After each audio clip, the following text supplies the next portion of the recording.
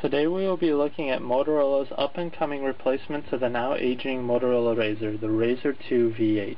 This thin clamshell measures 2 millimeters thinner but is 5 millimeters taller than the original RAZR. Width has not changed, however. This clamshell weighs at 117 grams, up 22 grams from the original RAZR due to all of the features that have been added.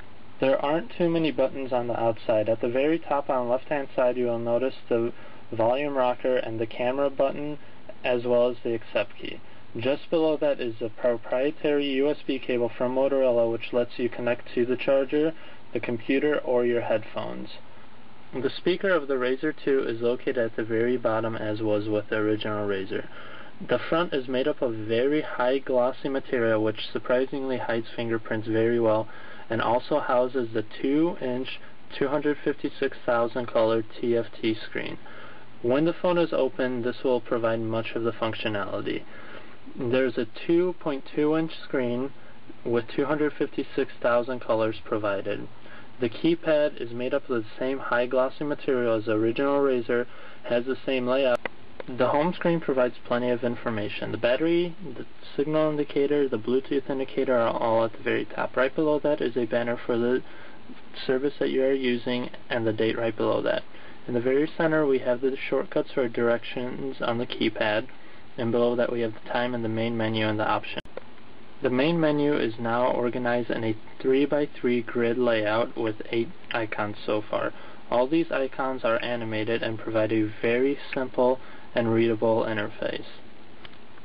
The phone book is very easy to read and displays all of your contacts.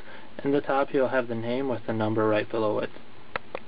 When adding a new contact, you have plenty of choices to choose from.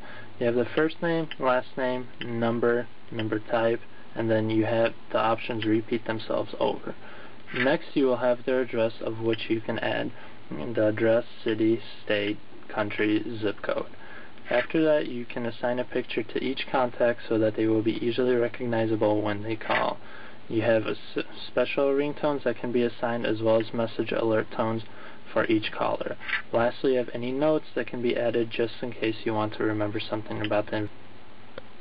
Here you have the calendar. As with most other phones, you have the option to view it in the day, month, or week view. When changing the settings of the calendar, you have many default options which you can choose. You can choose when the week begins, how many days of the week there are, the default day view, the default week view, as well as many others as a start time date.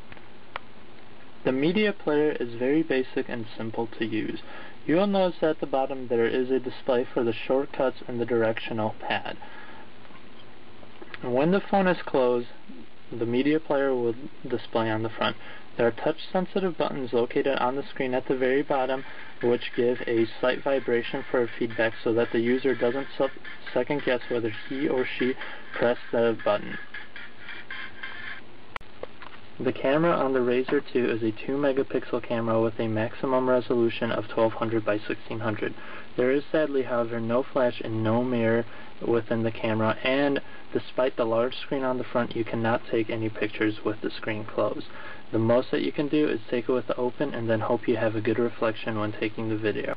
The RAZR2 still has very big shoes to fill, as with the success of the original RAZR.